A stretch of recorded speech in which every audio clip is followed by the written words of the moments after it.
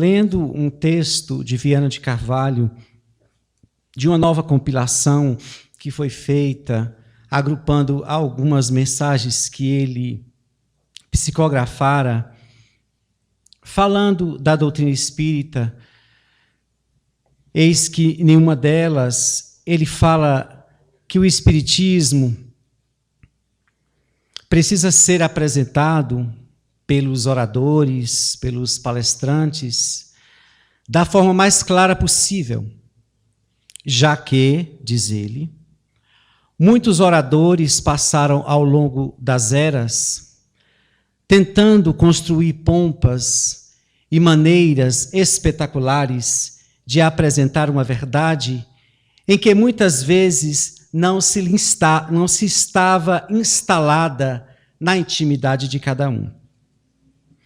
Daí ele propõe para que a criatura utilize do verbo para apresentar de forma clara a doutrina espírita, mas, sobretudo, tendo algo dentro de si para que esta mensagem não seja uma mensagem que não reverbere na intimidade das criaturas humanas. E é em cima desse texto que nós vamos falar não tão somente dos espíritos encarnados que têm a tarefa de divulgar o espiritismo, mas dos espíritos desencarnados também. Em especial, frisarmos um pouco acerca da benfeitora Joana de Ângeles. Muitas mensagens têm vindo do mundo espiritual, mas a criatura humana esqueceu de fazer um crivo, uma análise sobre um crivo severo acerca desses oradores invisíveis que estão psicografando muita coisa.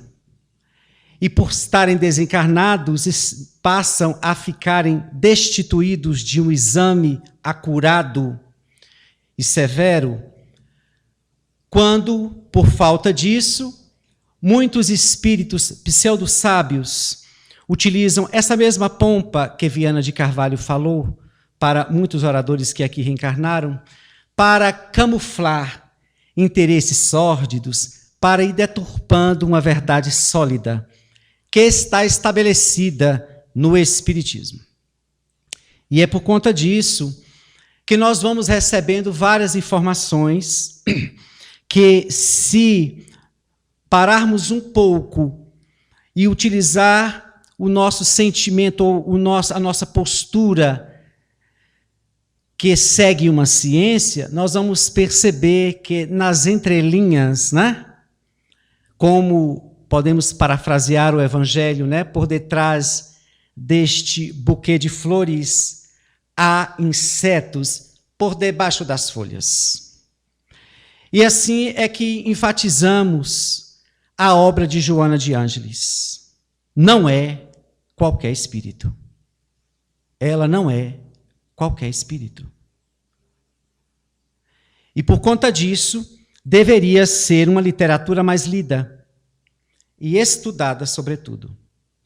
Porque quando vamos analisar o que Viana de Carvalho fala acerca do conteúdo que é expressado e por quem este conteúdo é expressado, é necessário analisarmos a conduta desse ser, encarnado ou desencarnado. E se formos analisar a história de Joana de Ângeles, vamos perceber que a sua autoridade moral é elevadíssima. Por um simples ponto, ela, como diferente de muitos outros, ela entrega a própria vida em nome de Jesus. Só isso cataloga a benfeitora a estar em elevada estatura moral, de uma coragem e de um testemunho de fé que poucos tiveram naquele período do cristianismo, senão os grandes mensageiros enviados por Jesus. E olha que ela era uma mulher aparentemente comum, que em momento nenhum negara Jesus e em momento nenhum o traíra. e muito menos o abandonou no momento máximo da sua desencarnação. A doutrina espírita nos ensina a avaliar níveis evolutivos pelo comportamento. É por isso que, partindo deste exame, nós vamos desbancando uns e elevando outros. Semelhante ao que falaram de Jesus, que Jesus titubeia quando chega a hora máxima na cruz e pergunta a Deus: por que o abandonaste? Bem, analisando, fazendo a mesma análise do discurso de Jesus e do discurso de Paulo de Tarso, então Paulo de Tarso se acende e Jesus cai. Como é que o Senhor teme aquilo que já estava programado? Ele mesmo fez a programação. E um servo que um tempo atrás o negava, e agora pede o homem para decepar-lhe a cabeça, porque ele já tinha cumprido toda a sua missão. Percebe o paradoxo? No exame comum de níveis evolutivos através da conduta e do comportamento, podemos ver que há muitos escritos equivocados, que destitui Jesus da excelência da sua autoridade moral. Da mesma forma, muitos espíritos pseudo-sábios andam pegando carona nas obras profundas e consistentes de Emmanuel, de André Luiz e de Joana de Ângeles, para construir viagens, para estabelecer conteúdos que mais viajam a criatura do que a leva a um exame profundo acerca de si. E se estamos falando de Joana de Ângeles, ela vai mais longe. Depois de entregar a vida para Jesus, o que já lhe confere total autoridade para falar em nome dele, ela vai ter uma trajetória de produção do bem ao longo dos períodos reencarnatórios e se detém em um momento ímpar depois deste célebre momento com Jesus, que é reencarnar-se na figura de Clara de Assis, o que poucos sabem. Aquela que andara ao lado de Francisco de Assis e que, semelhante a ele, adotara uma proposta de vivência do Evangelho na sua pureza. Clara de Assis, a dita Santa Clara, é Joana de Ângeles. E ela volta junto ao Poverello para sustentar esta proposta básica do Evangelho de Jesus, em um período onde a igreja já corrompia todo o contexto cristão. Então, eis que esse espírito também é convocado pelo Espírito de Verdade. No livro Após a Tempestade, vai ela mesma dizer, e muitos também não sabem, que o texto A Paciência do Evangelho segundo o Espiritismo e Dar-se àquele que já tem é de psicografia de Joana de Ângeles, quando fora convocada pelo Espírito de Verdade para fazer parte da pleiade de espíritos que traria o Espiritismo para a Terra. Semelhante também a Emmanuel, que escreve o egoísmo no Evangelho segundo o Espiritismo. Daí nós estamos falando não de um espírito que começa a produzir aleatoriamente uma obra onde ela vai unir uma das ciências mais poderosas que chegou na Terra, a psicologia. E eu digo a mais poderosa, por que não? Quando ela vai tratar de um corpo sem órgãos. A psicologia não vai sondar um corpo, não vai examinar as estruturas corporais de absolutamente ninguém. Ela vai abrir um olhar para algo que é invisível e que está posto na vida do espírito, a subjetividade.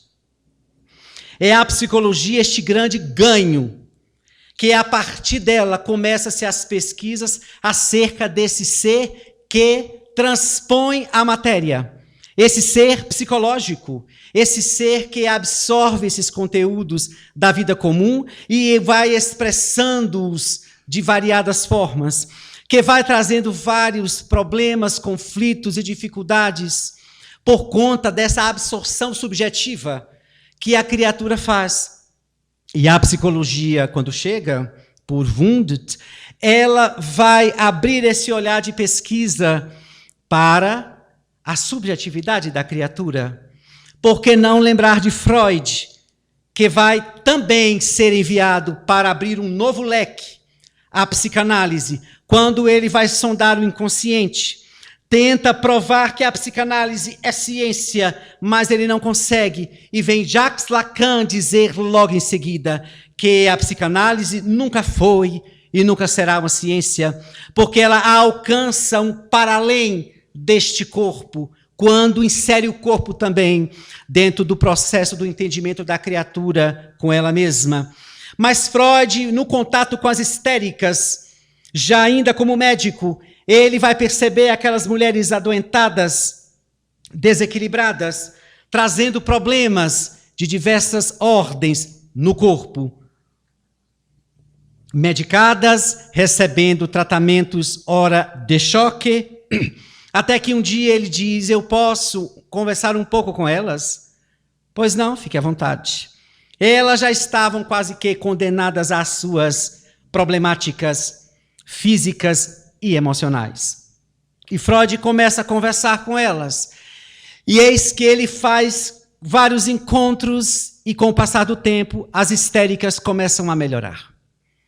E Freud questiona de onde vem, então, isto que armazena tantas coisas que essas mulheres têm dito. De onde vem tantas coisas armazenadas que estão desde a infância até a vida adulta? Como é que aquilo que aconteceu lá atrás reverbera tanto na vida atual? E é neste momento que ele vai sondando e nos seus estudos descobre o inconsciente. Freud, então, vai ser mais um enviado pelas esferas superiores para falar deste lugar que ninguém dá conta, tanto que é este que tomba o consciente humano. O que está lá nele predomina mais do que tudo que construirmos no consciente.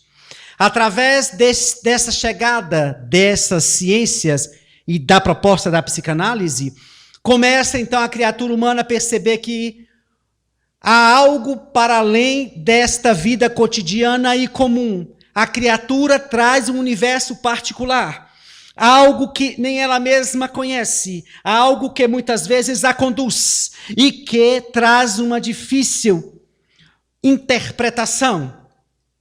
E assim, o Espiritismo também, quando apresenta a sua proposta, que está lá nas revistas espíritas, o tratado psicológico, para que a criatura se pensasse, se visse, se analisasse, é que Joana de Ângeles, em tempo certo, vai utilizar da faculdade de Divaldo Pereira Franco para unir estas ciências da psicologia, da psicanálise, da psicologia analítica, para levar o conhecimento espírita como o grande olhar para a criatura, trazendo-a para o exame psicológico de si em direção ao mundo invisível. E nos seus livros, nessa série psicológica que se estendeu para mais de 16 livros, ela vai falar da criatura como se a conhecesse. Mas é claro, ela não fez esse trabalho simplesmente porque deu na telha e simplesmente quis falar de algo para inovar, como muitos disseram, que o Espiritismo estava sendo invadido por um psicologismo. Quem assim disse não conhece o Espiritismo. Não conhece. Porque em matéria de psicologismo, Jesus ganha de todos. Quando vai no tempo que esteve de Cafarnaum à cruz, falar da intimidade da criatura humana, convidando-a para autoexames, fazendo com que ela, através de parábolas, instigasse o seu saber, trouxesse à tona tudo aquilo que ela desconhecia de si mesma. Não foi à toa que ele vai dizer que o reino dos céus está dentro de cada um. Ou seja, ninguém pode construir o teu reino dos céus, posto que está dentro. Cabe a você fazer este trabalho. Como montar o reino dos céus dentro, sem mergulhar em si mesmo. Daí Joana de Ângeles traz essa proposta e nos seus livros ela vai tecendo em vários textos este caminho que é dito aqui hoje, da busca da integridade e da felicidade, desse ser íntegro, essa jornada, ela vai falar desde o primeiro livro. Desde o primeiro livro ela vai dizer acerca deste mundo que as criaturas não querem mesmo enfrentar. Nós não queremos enfrentar, porque nós não damos conta ainda.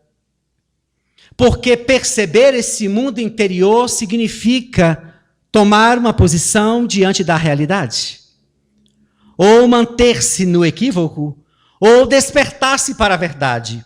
Ainda mais, quando este conhecimento, pelas vias da psicologia, da psicanálise, da psicologia analítica, vem a verdade espiritista, aí é que fica mais difícil, porque Joana não só vai falar desse ser psicológico aqui na Terra e todos os seus dramas existenciais, mas vai falar dessa trajetória que a criatura está criando, mesmo no meio desses dramas, para além do corpo.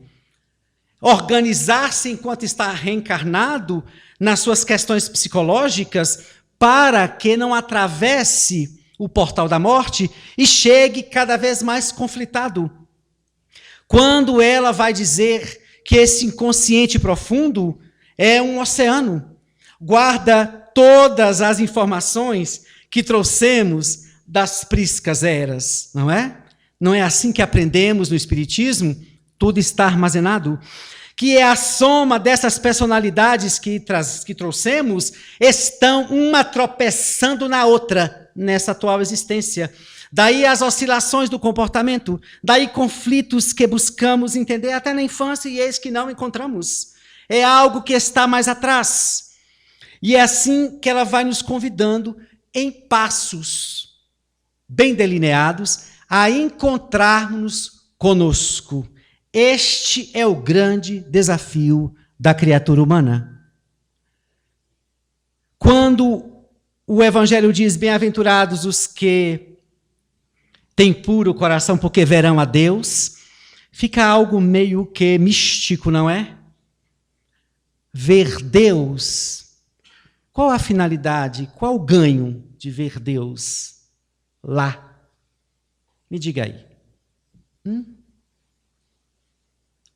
A questão, ver Deus cá, aí sim tem glória, aí sim tem ganho. Ver Deus aqui, lá fora, não. Porque eles verão a Deus, entenderão a essência de onde veio e estarão mergulhados no psiquismo divino, como Jesus estava. Então, esse ver não é para fora, é para dentro. Pois se ele está íncito em nós, e a reencarnação existe exatamente para que ele apareça, para como a mensagem que João leu, da benfeitora, para um dia podermos dizer que já não somos nós que vivemos, é Deus que vive em nós, ou Jesus. Percebe? Paulo de Tarso, né? Não precisou, ele não viu Jesus no corpo, mas foi ele que veio dizer, já não sou eu que vivo, é Cristo que vive em mim, deveria ser os outros, não é? Que deveria dizer isso, foi ele, o que não viu.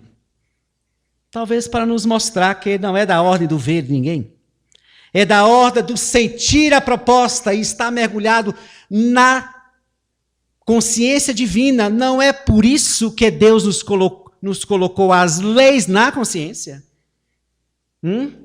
Então as leis de Deus estão na consciência, ou melhor dizendo, Deus está na consciência, porque as leis nada mais é do que a extensão do que ele pensa, na extensão da ordem que ele dá ao universo. Não é uma lei que fica em algum lugar preso no universo, é o seu pensamento estendido em forma de lei, e alcança a consciência, esta que ele criou, que somos nós.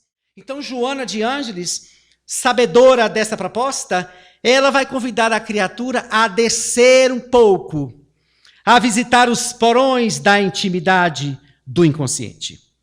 É claro que há casos que precisa de terapia especializada, de processos analíticos que leve a criatura a perceber determinadas questões, mas ela nos possibilita grandes avanços, se o espírito quiser, se ele realmente estiver interessado em mudar-se.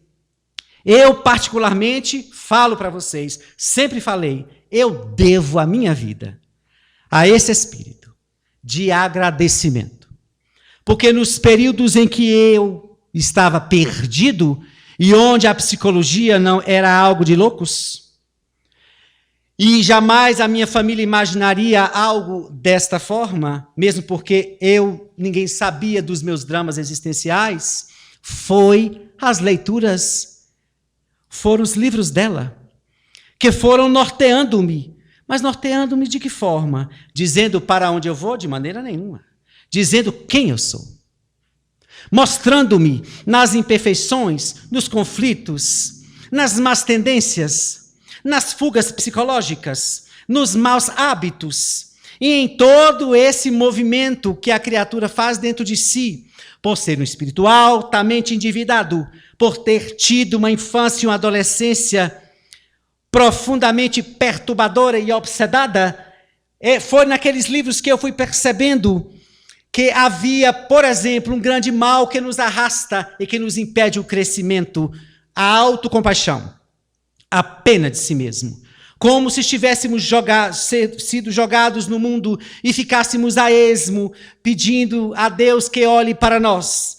Nesta autocompaixão, nesse texto, um simples texto, porém profundo, eu percebi que eu fazia da minha vida um martírio para chamar a atenção.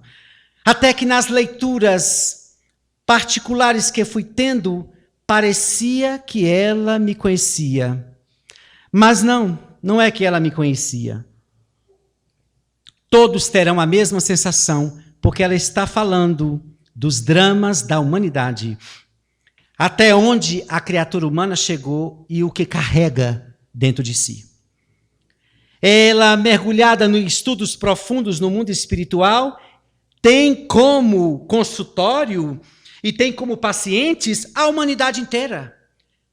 É só deter-se os espíritos desencarnados em determinada comunidade e fazer um estudo de campo, e eles percebem todas as aptidões psicológicas, todos os dramas, todos os conflitos, todos os movimentos do inconsciente. Isto é fácil para estes estudiosos do mundo invisível entender a psicologia da humanidade.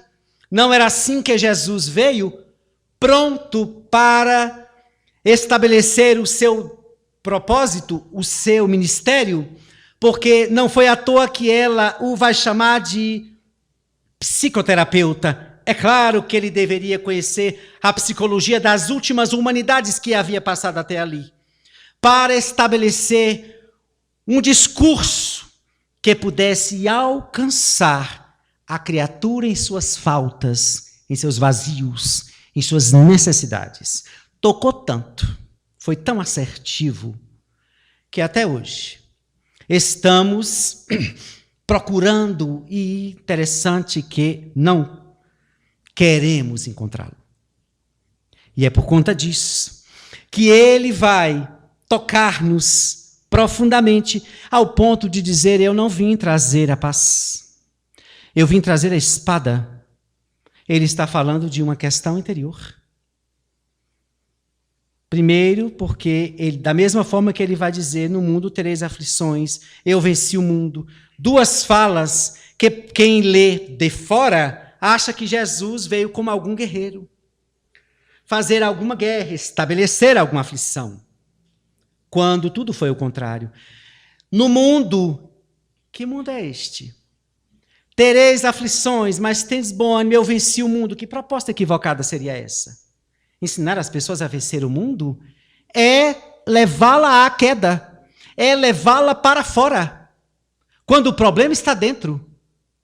Daí ele vai dizer: no mundo tereis aflições, mas tendes bom ânimo, eu venci o mundo. E nessa autoridade de ter vencido o próprio mundo, ali estava para nos dizer por onde deveria seguir. E não foi por conta disso ele vai dizer que o reino dos céus está dentro de nós. Então ele não veio trazer a espada. Tá, se pode ter uma interpretação que a partir da sua mensagem ocorre um rebuliço da perseguição do cristianismo. Ah, mas então Jesus falou aquilo só para um momento da época? Porque até hoje ninguém mais está perseguindo ninguém por conta de ser cristão. Então a espada aí caiu? A sua fala também não foi relacionada a nenhuma guerra lá fora. Mas uma guerra que até hoje perdura. Eu não vim trazer a paz. Eu vim trazer a espada. Eu vim inquietar a criatura e dizer, tu não estás pronta. Tu não sabes de nada. Nem conhece a si mesmo. Agora toma um choque, provavelmente frustrada, quando eu vos digo que o reino dos céus está dentro, não está em nenhum lugar circunscrito, ninguém vai para um lugar circunscrito, onde para a paz, porque isso seria um convite para os preguiçosos. Ele vai dizer, eu não vim trazer a paz interior, eu vim trazer a espada, porque na hora que eu derramar a mensagem que Deus me enviou, todos vão perceber que a coisa dentro não está nada boa. E assim atravessarão séculos tentando construir um equilíbrio, tateando na escuridão de si mesmo. Então, é assim que Joana de Ângeles começa a tecer nos seus livros vários textos que vão convidando a criatura a se ajustar, falando do valor do pensamento. É um dos primeiros textos que eu utilizo no curso das obras dela, que faz ano que vem 20 anos. O pensamento, bem direcionado. O que André Luiz vai dizer que é a maior potência de todo o universo. A maior força é o pensamento. O pensamento bem direcionado. Um texto bonito, simples, sim, mas que retrata um caos. Quando se vai perceber o que se pensa, como a criatura conduz o que pensa, o que ela pensa e para onde vai este pensamento, que na maioria das vezes não trabalha em teu favor. Esse pensamento bem direcionado, que nada mais é do que a formulação de um propósito pessoal, intransferível, solitário, onde a criatura vai estabelecer pelo pensamento um programa de renovação. E o nosso pensamento caminha solta, nas preocupações do cotidiano, procurando ajustar muitas coisas para fora, e sem conseguir fazer um mergulho profundo para dentro. O que cabe aí, o pensamento bem direcionado. Vai a benfeitora dizer, analisa-te. Quem vai te analisar? Senão você, sob a utilização do seu pensamento. Já parou para usar esse pensamento para isto? Já pensou em utilizar isso cotidianamente? Porque é esta a função de pensar. É por isso que o atributo da inteligência veio, não foi para construir castelos que a morte tomba. É para perceber de onde veio, o que está fazendo aqui, para onde vai. E em cima desta verdade estabelecer um programa que venha lhe proteger dos equívocos, das ilusões. Se o pensamento desnorteia-se neste mundo de caos, neste mundo de crise, nós perdemos o endereço de nós mesmos, o que é pior. Porque o endereço de Deus ninguém perde, porque já que estamos mergulhados nele. O problema não é o endereço de Deus. Estamos mergulhados no seu psiquismo. O problema é perder-se e não conseguir conectar-se com Ele. Porque Ele está aqui. Estamos mergulhados no que Ele criou. Ele está em toda parte. Então o problema não é esse. O problema é que eu não consigo entrar nesta sintonia, nesta conjunção. Eu não consigo, porque estou perdido. E o meu pensamento é que deveria estabelecer um programa, uma meta. e sustentar com tantos outros textos que podemos aqui calçar o pensamento, que é, por exemplo, manutenção de propósitos. Vai a benfeitora dizer: a criatura deve exercitar a manutenção do propósito, dos seus propósitos, sobretudo os propósitos felizes, sobretudo os propósitos morais, que são os basicamente mais abandonados. Na busca do imediatismo, a criatura tem força para sustentar um projeto para a casa própria, para um carro, para a conquista de um cargo maior, para ter uma família, para constituir um lar, para formar, sim. Mas cadê a manutenção de propósito para manter o egoísmo em baixa? O orgulho em alta? Cadê a manutenção de propósito para estabelecer um movimento de caridade contínua? Essa manutenção de propósito é que sustenta o pensamento no ideal. Qual é o seu ideal? Existe? É no pensamento que se forja. É no pensamento que se forma. E aí, está fazendo o que da sua vida? Para onde está indo? O que queres realmente da vida? Isso é forjado da intimidade de cada um. E não acerca das perspectivas que são nos apresentadas, porque ela já foi apresentada. Veio Jesus dizer, é por ali, pronto, não precisa de outra proposta. Já mostrou o caminho. Agora é cada um movimentar esse pensamento para se enquadrar neste caminho que Jesus vai dizer, na terra, que é estreito. Aqui é estreito. Como a palavra renúncia cabe também aqui, a este planeta. Né? A criatura não sabe lidar, não sabe dizer não ao que lhe é mal. Daí, no nosso caso, precisa renunciar. Quando o espírito amadurece e tem total noção e despertar da consciência do que lhe faz mal, a palavra renúncia desaparece. Porque ele opta em não querer. Não há nenhuma renúncia que traz o sacrifício por detrás. Isso é da ordem de espíritos deste nível nosso, que precisa dizer não ao que deseja, não ao que se sente atraído, não àquilo que vai lhe prejudicar. É uma luta. Para esse nível de espírito tem que ter esta palavra. Então cabe esse termo no vocabulário humano, a renúncia, não para os mundos superiores. Lá não. Lá se entende o bem, lá se entende o que é melhor para si. Então, nenhuma renúncia, porque a renúncia dá o tom de sacrifício para deixar. Não, o espírito lúcido não faz sacrifício nenhum para deixar aquilo que lhe faz mal. Ele já está consciente.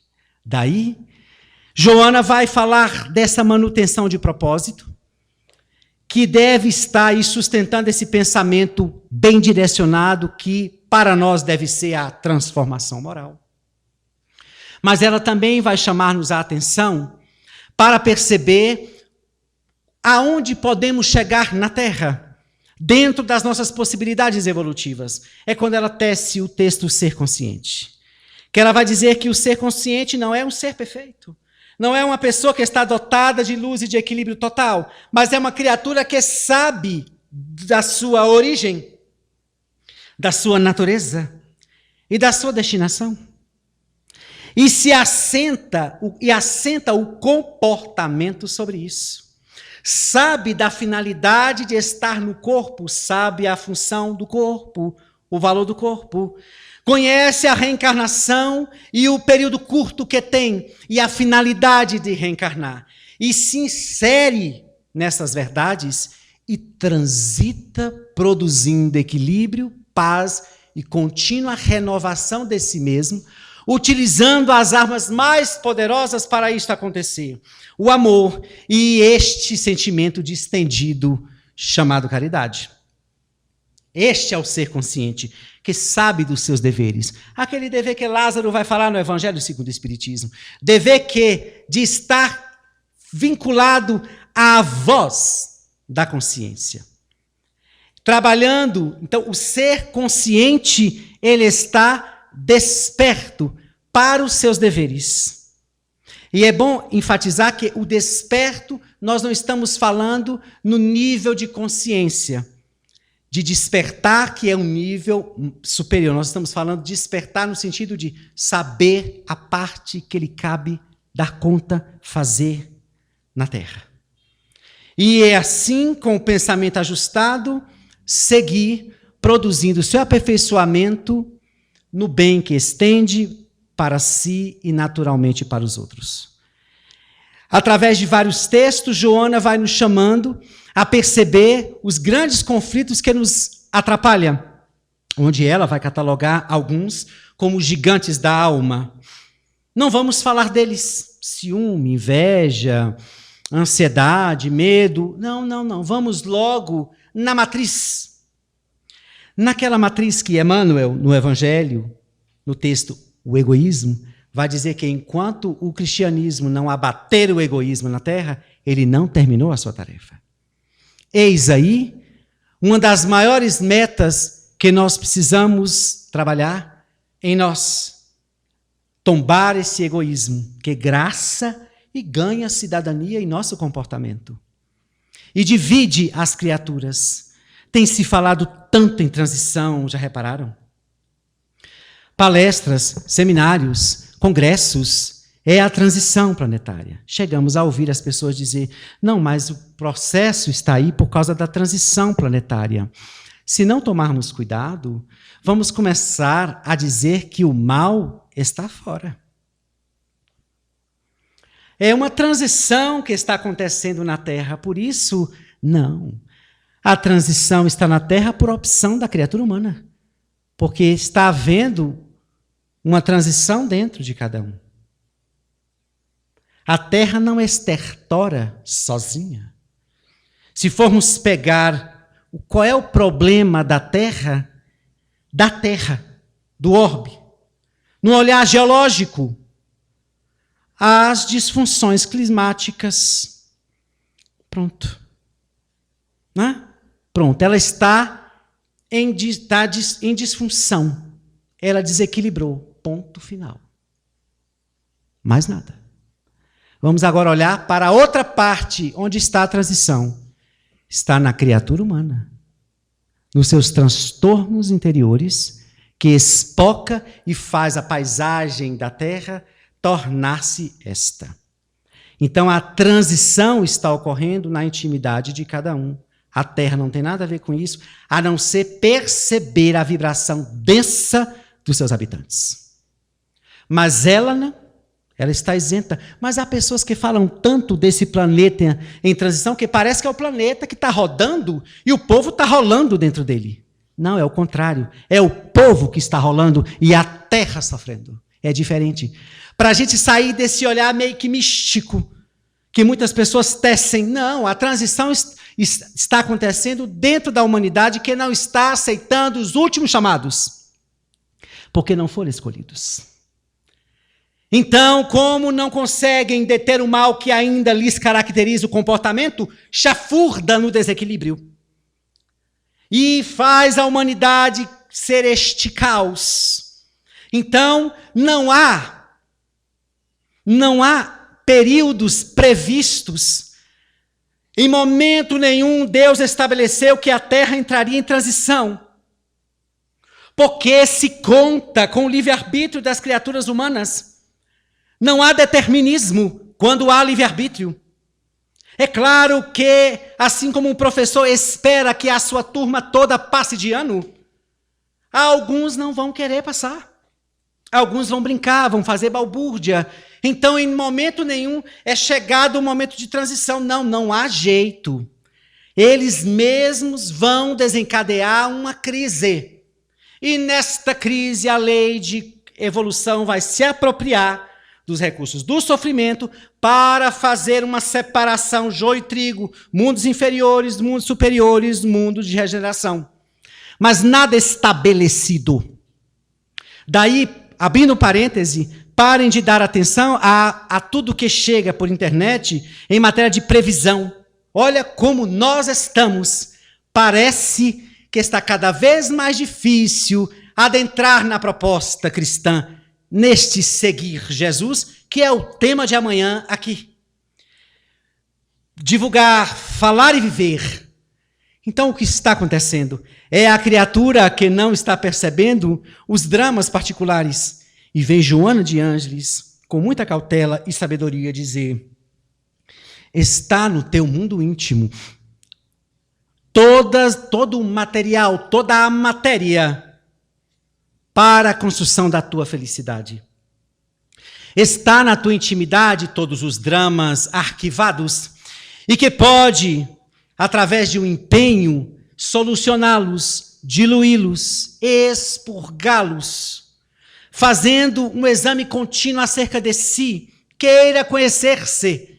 E ela vai estabelecer programas, ou melhor dizendo, etapas, para a criatura se autoconhecer, a princípio, algo que parece muito simples, quando ela nos convida, na maioria dos seus primeiros livros psicológicos, da série psicológica, ela vai dizer que a criatura precisa primeiro fazer um exame de si. Esse exame é raso, mas deve aí perceber o que há de negativo e o que há de positivo. E ela vai nos dar, na sua amorosidade, uma orientação desde aí. Ela vai dizer, caso perceba a sombra que ainda carregas como herança primitiva, não se abata. Caso perceba algumas virtudes, não se exalte. Analisa-te como alguém de fora que percebe que há muito por se fazer para modificar-se. Basicamente, aquilo que se lhe torna um espinho cravado na carne. Parafraseando o apóstolo, não é? Como Jesus fez com o jovem rico. O que faço, Senhor? Sigo os mandamentos. Já sigo. Bem, então Jesus lança o desafio que é lançado para nós o dia todo, não é? Ele olha, e como está na Gênese, dizendo da superioridade de Jesus, que o corpo material dele não conseguia obstar a sua capacidade psíquica poderosa. E, naturalmente, ele lia o histórico daquele jovem e percebeu que o grande espinho era o apego. E disse, então, venda tudo o que tem e vem. O jovem titubeia, dá um passo para trás e nunca mais volta.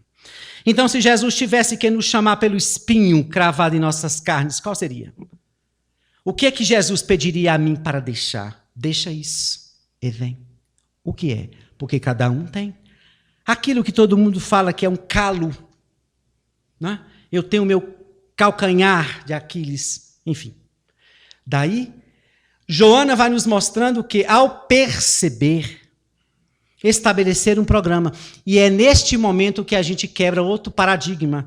Eu não diria paradigma, mas uma interpretação mística que quis invadir a proposta de Joana. Autodescobrimento não é autoiluminação.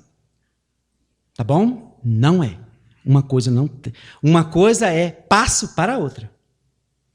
Se essas luzes, eu vou repetir isso aqui que eu sempre costumo falar, se essas luzes estivessem apagadas e Joana dissesse, vá alguém arrumar o salão e tudo escuro, me diga, como alguém conseguiria arrumar este salão para colocá-lo em ordem para o evento? Até que alguém acende uma luz, ou uma vela, ou uma lâmpada, ou um achote, e esta luz clareia onde estão as cadeiras desarrumadas, as flores ainda não postas, e a partir desse ver é que começa o programa de arrumação. Então, autodescobrimento é só autodescobrir-se, nada mais. Ninguém ilumina aí. Entra em contato com o saber de si.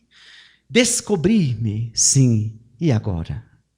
Por isso que precisamos estabelecer bem a nossa relação com o saber e com a aplicabilidade deste. Lembra que Jesus deixou isso claro quando diz, nem todos que dizem Senhor, Senhor entraram no reino dos céus. Era ele dizendo, não é da ordem do saber. A minha doutrina não é tão somente da ordem do saber. Tem que haver obras, porque a cada um segundo elas. Então, é a hora da gente examinar o nosso saber espiritista. Estamos usando para quê? Eu estudo a semana toda, eu estou no centro o tempo todo, sim. Eu estou fazendo o que com isso? Para mim. Eu venho para casa servir os outros? Eu venho fazer um trabalho de coordenação para os outros? Sim. Mas eu estou destituído de necessidades morais? Não. Então, eu devo inserir-me, esteja em que posto estiver, em que lugar estiver. Eu preciso dar conta daquilo que eu sei. Porque é assim que está uma colônia onde recebe espíritas falidos sob a regência de Eurípides Barçanufo, como vai nos dizer Manuel Flamengo de Miranda. onde há uma colônia que recebe espíritas falidos. É nesse tocante. Porque absorve o saber e fala fluentemente. Como agora eu posso estar falando tudo isso aqui para vocês e não viver nada. Eu sempre falo, como uma caixa que pode apresentar a melhor canção, mas isso não mudará a sua estrutura. Então eu posso falar do amor, da paz, de Jesus, do Espiritismo. E daí? E daí? Por isso que Joana vai nos convidando a precisa se conhecer. Você não é só esse de agora. Há várias experiências que estão amontoadas, estão agrupadas, e elas te movimentam em caminhos que muitas vezes te levam a perder esse endereço de si mesmo e dar conta dos compromissos que assumira. Reajusta-te na busca de si mesmo. E aí entra este outro momento em quando ela diz que ao perceber tanto luz como sombra, assumir. Outra coisa que aparentemente parece bem fácil, não é. Porque é nesta hora que a criatura se depara com um dos grandes vilões, filho amoroso do egoísmo, o orgulho. Para a gente perceber como o orgulho é tão terrível, a gente odeia crítica, não é? Aquelas críticas bem ácidas, pois é, a gente fica todo inquieto, né? É só para ele aparecer. Olha aí.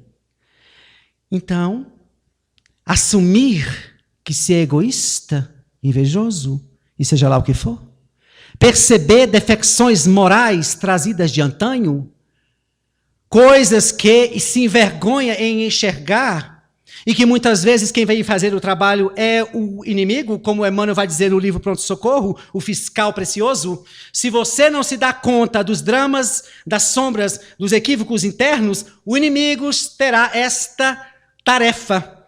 Caçando você para o desforço, ele vai examinar-lhe, e já conhecendo você de outras eras, não fica difícil ele perceber os teus dramas, e mesmo assim arrisca, e eis que muitas vezes acerta, dizendo quem realmente somos. Então, ao invés de esperar este fiscal precioso, que Emmanuel vai dizer, sejamos este fiscal pelo alto amor. Quem se ama, se vigia, se analisa, se chama a atenção.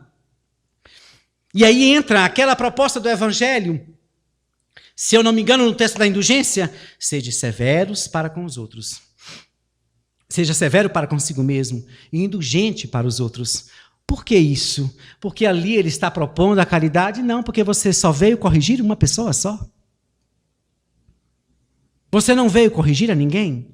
Mas se quer corrigir, faz como o pensador disse, ao invés de dizer para onde vai, vá na frente. Não foi assim que Jesus fez? E todos nós estamos até hoje atrás dele e não conseguimos alcançá-lo, mas ele se tornou o grande farol. E agora estamos tateando na escuridão de nós mesmos em busca dele. Então nós não viemos aqui mudar absolutamente ninguém. E se queremos uma missão, qual é a minha missão na Terra? É evoluir? Tem outra mais séria? Tem outra mais grave? Tem outra mais fácil? Ah, eu tenho uma missão de trabalhar. Isso aí é uma tarefa. Mas a missão precípua é evoluir. A tarefa é para evoluir. Todo o seu movimento na Terra é para evoluir. Então, a missão básica, a missão geral é evoluir. Então, procuremos a nossa missão aí. Esta é a missão que tem que ser atendida. Eu estou evoluindo? Cada dia me torno mais leve, mais livre, mais feliz? A paz aumenta, se agiganta e me norteia os passos? Ou isso não tem acontecido? Aquelas imperfeições se repetem, criam transtornos, ressaíbos, perturbações? O quê? Este é o autodescobrimento proposto por Joana de Ângeles.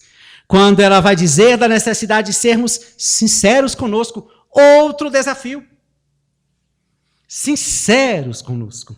É tentar assumir o que o orgulho trabalha milênios para não aparecer. É por isso que nós reagimos com as críticas, ficamos justificando. É a técnica dele. Ao invés de poder dizer, no fim, na realidade, isso aí, neste ponto, você está certo. Porque aí o inimigo torna-se alguém que vem fazer uma ressonância acerca da nossa condição moral. Ele está nos fazendo um favor. Se ele disser alguma coisa que não condiz, não vamos deter, vamos apenas deter o que é bom. E quando Paulo de Tarso vai falar de deter o que é bom, não é só aquilo que nos agrada. Deter o que é bom, o que produz o crescimento. Então eu posso deter o que é bom numa crítica que disse muito de mim. Eu sempre trago este acontecimento de um homem extremamente inteligente que adentrou o Francisco de Assis uma época e tentou fazer algumas mudanças e eu barrei como presidente. E ele, numa cultura elevadíssima, eu não conheço igual até agora, me mandou um e-mail enorme. E eu fui lendo, eu não sabia se estava xingando ou elogiando.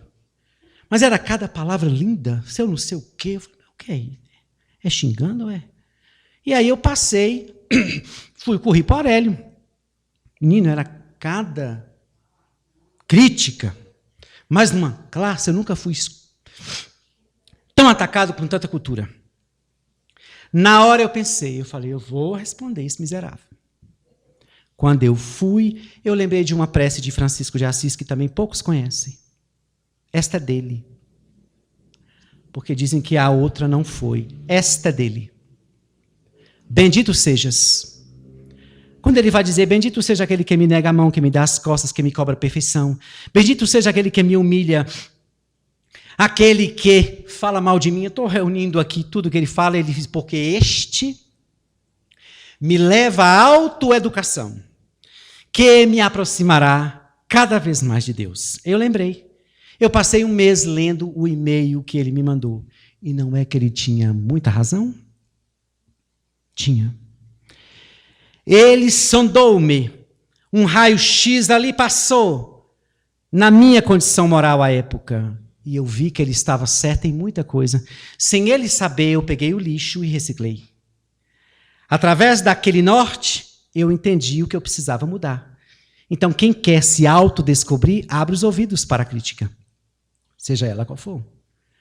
Porque aquilo que você não enxerga, o outro já enxergou. Ou aquilo que você esconde, ele lhe revela.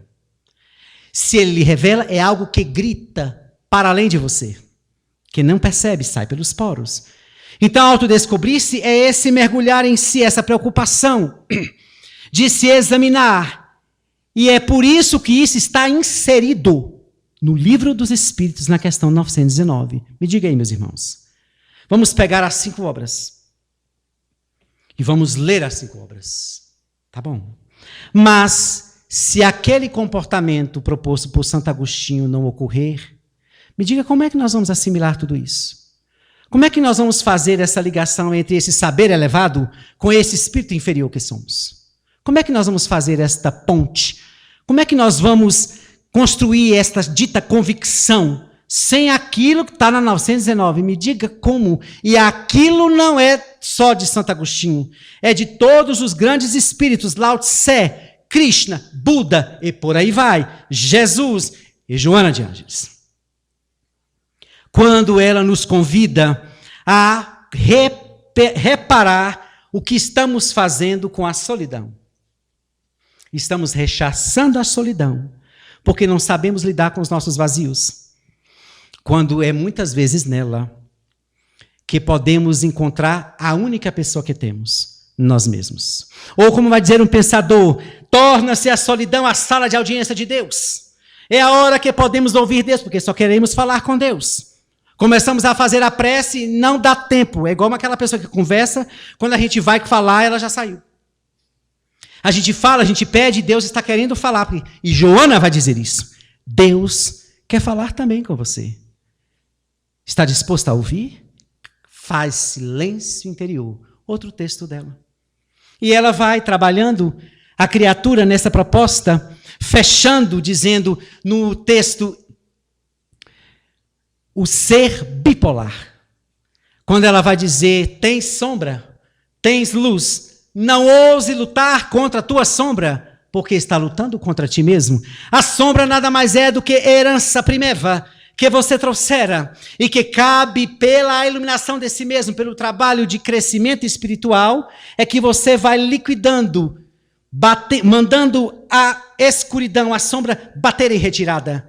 Não lute, tente minar esta sombra com a sua mudança interior. Então é neste processo de autodescobrimento é que nós vamos ir em direção a essa jornada de integridade. Porque vai dizer ela no livro Autodescobrimento, uma busca interior, que quando a criatura se autodescobre, começa o processo de autodescobrimento, mais ela entende o outro. Porque ela vai perceber as dificuldades que traz, e aí ela vai perceber que o outro também as traz. E ela vai mais longe, dizendo que a criatura que se autodescobre aumenta o seu nível de compaixão. Porque começa a perceber que o outro também está nesse emaranhado de conflitos que nem muitas vezes percebe. Então, adentremos nesta proposta de Joana com a meta final do ser feliz. Né? E na nossa condição, diz a doutrina, podemos ser felizes aqui na Terra. Uma felicidade não total, porque aqui ainda ela não estagia. Mas podemos estabelecer esta felicidade que desponta da consciência tranquila. Não que somos perfeitos, mas que somos espíritos trôpegos no processo evolutivo, mas com um interesse ferrenho de melhorar-se. Numa luta, quando cai, num esforço para levantar, nesse ir e vir, nesse esforço para domar as suas más tendências, as suas más inclinações. Porque para ser verdadeiro espírita, nós teríamos que alcançar o parágrafo anterior a este. Porque este aí é para nós, este outro parágrafo, nós precisamos fazer a nossa transformação moral e nos esforçar para domar as nossas más tendências. O verdadeiro espírita não é este. Este é o caminho para. O verdadeiro está no parágrafo anterior, que Allan Kardec vai dizer, o verdadeiro espírita está em um nível mais alto de compreensão e de vida. Está lá, no Evangelho segundo o Espiritismo. Isso eu nunca vi ninguém falar. Talvez por escapismo, ou por fuga psicológica, ou por preguiça moral, deteve-se nesse esforço para melhorar-se nessa transformação moral. Isso é um caminho, é uma labuta para alcançar esse nível superior, onde se cataloga o verdadeiro espírita. Está lá. Então nós ainda não estamos lá. Estamos labutando há quase 180 anos de uma doutrina, tentando lidar com o conhecimento que nos revela e que nos fala, és espírito imortal. Todas as heranças que traz está contigo. O que há de fazer com elas? Você vai ou vai estacionar-se esperando os arroubos do sofrimento para elevar-lhe a sua destinação, que é tornar-se puro? O que você está fazendo de si? Quer iluminar-se? Então trata de examinar esse mundo obscuro, este lugar sombrio e desconhecido que é você. Sonda, e na proposta de Jesus, e vinculado ao bem, e vinculado ao Nazareno, parta em busca de si mesmo, reconstrua, restaure, para poder, em cada subida, como ela vai dizer no livro Jesus e Atualidade, como a subir uma montanha quando se está atolado no pântano, vai ela dizer, enquanto estás no pântano, sente aquele cheiro nausebundo, atordoando-lhe os pés chumbados no chão, e podridão e morte. Mas quando se pensa em subir a montanha, dá-se o primeiro passo, já percebe um pouco de atmosfera diferente daquela anterior. E isso lhe configura um estímulo para o próximo passo. E entender que toda essa jornada foi por mérito próprio, porque tomamos a decisão no querer é poder. Tomamos a decisão de ser feliz, texto dela, quando a gente abandona tudo aquilo que nos trava o comportamento, que nos impede este gozo de felicidade espiritual, para sair passo a passo entre tombos, entre demandas e sacrifícios, até poder descansar no sentido de estar conectado com a divina consciência e poder ser convidado por ele para cuidar dos que estão mais atrás, porque o trabalho jamais vai terminar. Se te preparas para a autoiluminação, lembra-te que isto é só um posto para voltar às baixadas e acudir àqueles que ainda estão no nevoeiro da ignorância. Então, sigamos a doutrina espírita e nos aprofundemos no pensamento de Joana de Ângeles, que neste orbe é uma das entidades mais elevadas que coordenam todas as atividades desta região espiritual. Muita paz.